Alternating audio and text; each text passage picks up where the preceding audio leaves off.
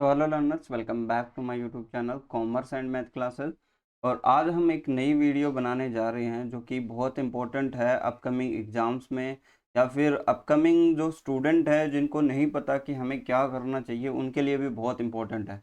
तो ये वीडियो मैं काफ़ी दिनों से बनाने की सोच रहा था, बहुत टाइम से। देखिए, इसमें हम बात करेंगे SC ST स्टूडेंट जो कॉमर्स से सब्जेक्ट से हैं, स्पेशली जो फीमेल्स हैं। क्योंकि देखिए, मैंने जो प्रीवियस ईयर टाइम में जितना भी है उसमें अलग अलग वैकेंसीज आई कॉमर्स के। तो वहाँ पे मैंने देखा कि भाई 80 80 स्टूडेंट के जो स्टूडेंट हमारे पास आते हैं उनका मतलब ऐसे कुछ कमज़ोर स्टूडेंट होते हैं, उनका भी सिलेक्शन होता है। तो आप लोगों को भी पता होना चाहिए। क्यों? क्योंकि अगर सबको पता है तो वो एक वे में तैयारी कर पाएंगे। हर किसी एग्ज़ाम्स की तैयारी करने से बेटर होता है कोई एक एग्ज़ाम को अच्छे से कर लो।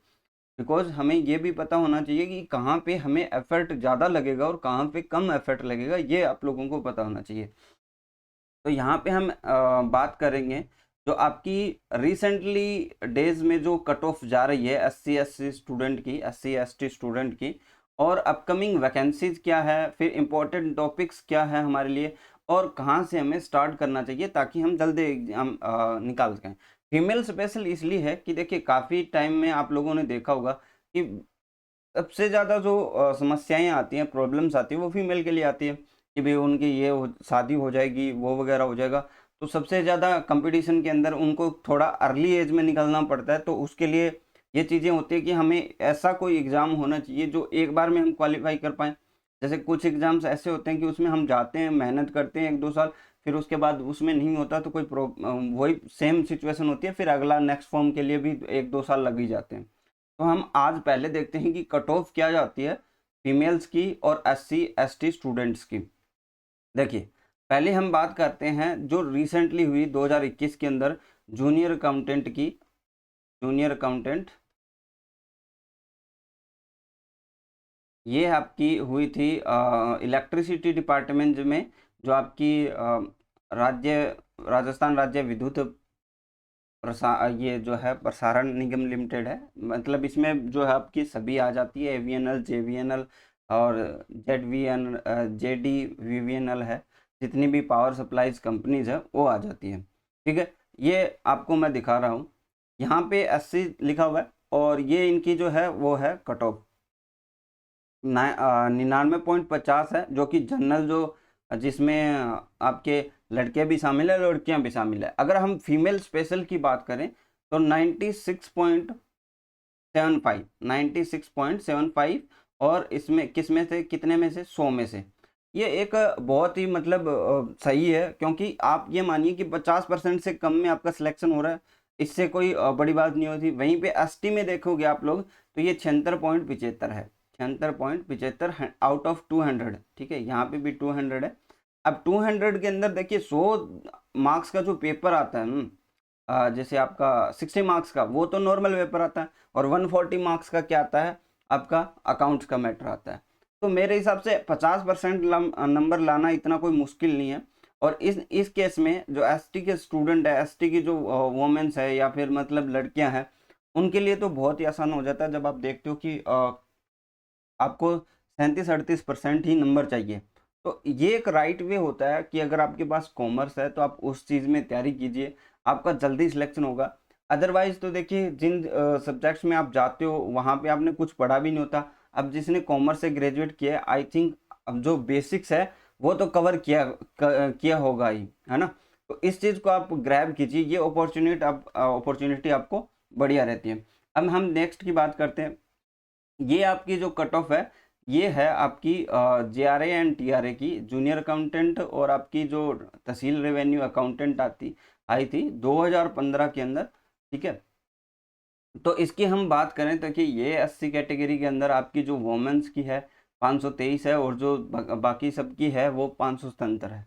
अगर हम ST के अंदर बात करेंगे तो आप देख सकते हो 568 और 507 वोमेंस की है। देखिए, यहाँ पे भी आप देख सकते हो कि 523 नंबर कितने में से, 523 नंबर 900 में से। ठीक है, 900 में से, और उसमें भी आप देखोगे कि पेपर इतना आसान था। देखिए, आपके बेसिक इसमें कोई भी जो है ना वो ज़्यादा नहीं लगता, क्योंकि इसमें बहुत ही हमारे पढ़े हुए सब्जेक्ट आ जाए, जैसे हिंदी आ गया, इंग्लिश आ गया, साइंस आता है, राजस्थान जीके आता है, अकाउंट्स आती है, तो उसमें कोई बड़ी बात नहीं है कि इतना स्कोर कर पाओ, क्योंकि एक जो क्वेश्चंस होता है वो 3 मार्क का होता है। ठीक है, और इनमें जो है हिंदी के 25 क्वेश्चन आते हैं, यानी 75 नंबर की तो हिंदी हिंदी आती है। तो इस तरह, और अकाउंट की बात करें तो 75 क्वेश्चन, 75 तो सिर्फ अकाउंट्स जिन्होंने अच्छे से पढ़ ली वो 225 नंबर की हो जाती है। तो ये आपका बहुत ही आसान स्कोर रहता है अगर इसमें भी आप तैयारी करते हो, और आपको पता है कि जो आपकी ये आरपीएससी वाली वैकेंसीज है ये आने वाली है ना।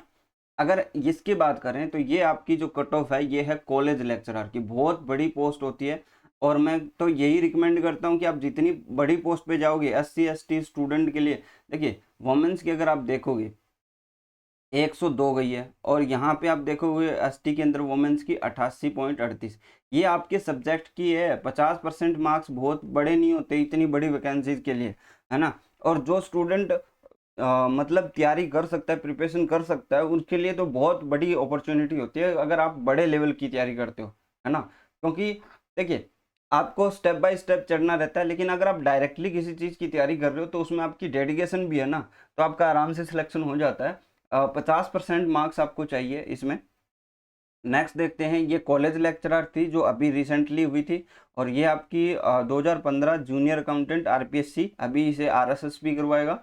एंड ये थी आपकी इलेक्ट्रिसिटी डिपार्टमेंट वाली में। अब हम बात करते हैं एएसओ के अंदर। एएसओ के अंदर देखिए इसमें आपकी फ्लैक्चुएट हो सकती है कट ऑफ, लेकिन आपको मिनिमम ही देखने को मिलेगी। अगर पेपर हार्ड है तो आपको इतनी कट ऑफ मिलेगी, अगर आपका पेपर इजी है तो 5-7 नंबर ऊपर जा सकती है। तो इसमें आप देखोगे 80 वोमेन की जो कट ऑफ है वो 41.24 गई थी। ठीक है, ये आप देख लेना, बहुत ही कम है। 100 नंबर में से आपको 40% चाहिए, ये भी कम है।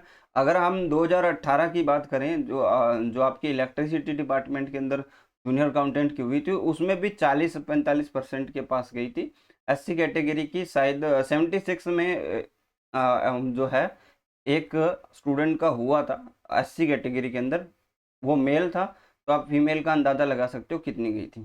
ठीक है, यहाँ पे एसटी की भी आप देख लो 40 है, तो गर्ल्स की तो और ही नीचे गई होगी। गर्ल्स की मेरे हिसाब से 40% पर हो गया था, 40 नंबर पे हो गया होगा ना।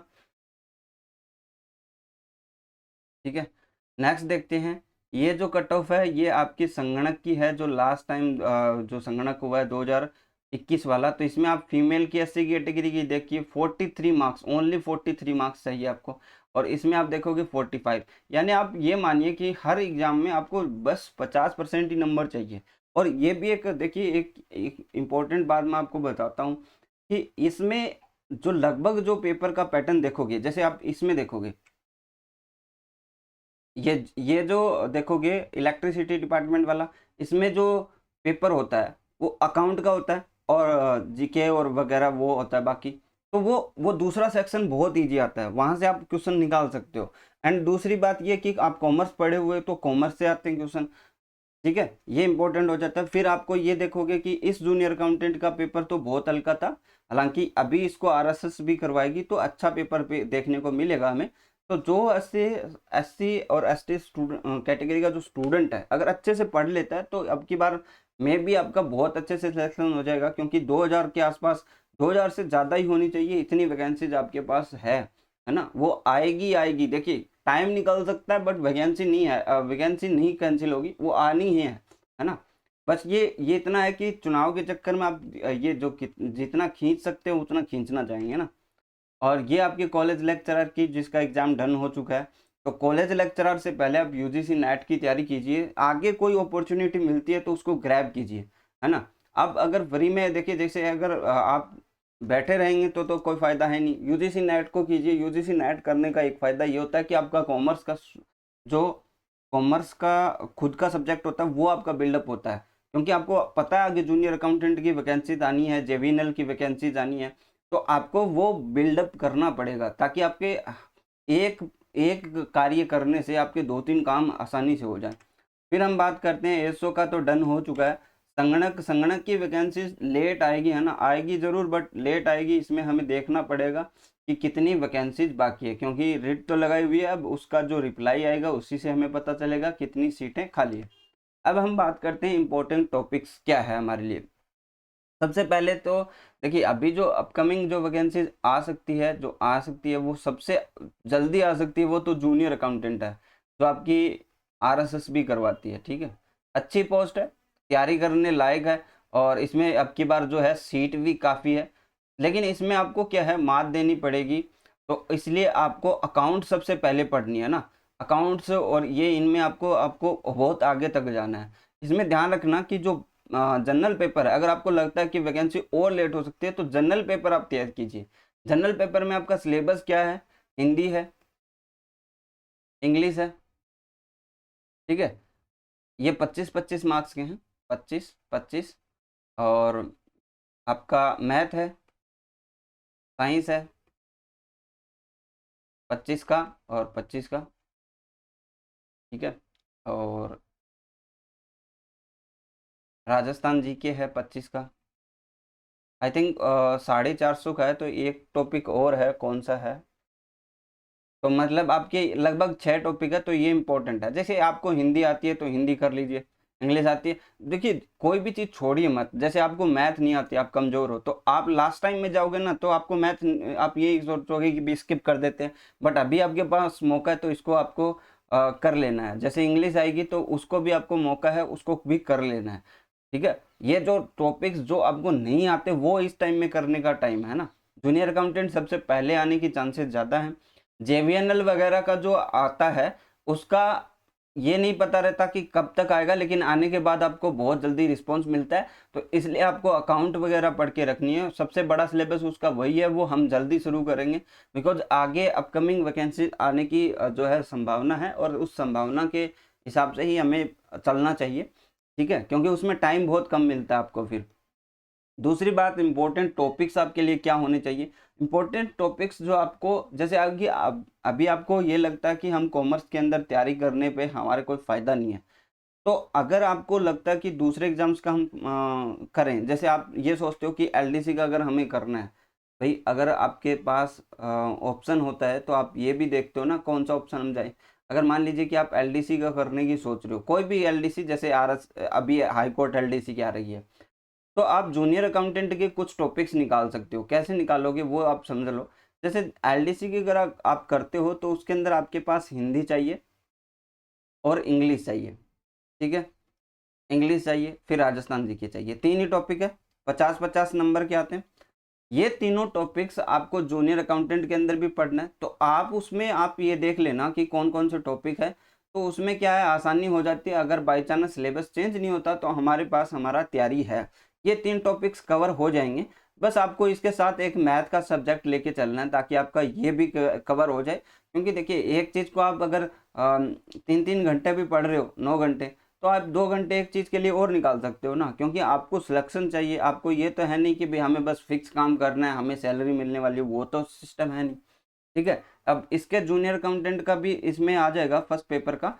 एंड अगर आप देखोगे कि एलडीसी इसकी करोगे, तो आप आगे जो एलडीसी आने वाली है, आरएसएस बी एलडीसी, इसकी भी बड़ी वैकेंसी होने वाली है, तो वो भी आपको क्या है, उसमें भी आपको हेल्प मिलेगी। लेकिन आपको देखना है कि 1-2 सब्जेक्ट साथ में लेके चलना है। आप अगर कॉमन एग्जाम्स में तैयारी कर रहे हो, तो कुछ एक्स्ट्रा जो आपको आगे काम आने वाला है, जैसे हिंदी, इंग्लिश, राजस्थान जी की, हाई कोर्ट एलडीसी की आप तैयारी कर रहे हो, तो उसके साथ आप 2-3 सब्जेक्ट और लेके चल सकते हो। जैसे अगर मान लीजिए कि कोई भी स्टूडेंट तैयारी कर रहा है, और उसको आप आगे का स्कोप है कि जूनियर अकाउंटेंट वो करेगा, तो हिंदी, इंग्लिश, राजस्थान जीके ये उसका चल रहा है, एक मैथ ऐड कर लीजिए, एक अकाउंट ऐड कर लीजिए, 2 सब्जेक्ट ऐड करने हैं। ठीक है, अगर आप ज़्यादा टाइम नहीं दे सकते, तो ओनली रीड आउट कर लीजिए। भाई हमें ये है कि हमारे पास अगर मान लीजिए कि एक वीडियो है, उसको हमने देख लिया 1 घंटे तक, ठीक हो गया। या फिर आपके पास नोट्स, आपने 2 पेज पढ़ लिए, आपको चाहे समझ में आए ना आए, वो पढ़ लिए। क्यों? क्योंकि देखिए, लास्ट टाइम में अगर आप पढ़ते हो, तो उसमें आपको दिक्कत आती है, उसमें सभी लोग लगते हैं, तो आप ये मानिए कि आप सबके इक्वल ही होते हैं। ठीक है, तो ये इंपॉर्टेंट वीडियो थी। और मैं ये कहना चाहूँगा, देखिए जो स्टूडेंट हमारे साथ संपर्क में आते हैं, और उसके बाद उसका जो सिलेक्शन होता है, मैं बता सकता हूँ कि 80 और 80 स्टूडेंट के अंदर ऐसी लड़कियों का भी सिलेक्शन हुआ है, जिन्होंने एकदम जीरो लेवल से तैयार की एंड फाइनल सिलेक्शन लिया। अब वो देखिए, फाइनल सिलेक्शन आप टॉप करके लीजिए या लास्ट मेंबर बन के लीजिए, लेकिन हुआ है ना। आपको ये मानना पड़ेगा कि सिलेक्शन होना सबसे इम्पोर्टेंट है। अब ये लास्ट नंबर और टॉप करने वाली तो बात है नहीं, जो जिसके पास कट ऑफ क्लियर है वो सिलेक्शन लेगा। तो उस चीज़ पे आप फोकस कीजिए। इम्पोर्टेंट है कॉमर्स के जो स्टूडेंट हैं उनको अवेयर करना मेरे लिए तो। ठीक है, बाकी बातें हम नेक्स्ट वीडियो में करेंगे। सो आज के लिए बस इतना ही, नेक्स्ट क्लास में मिलते हैं। Thank you.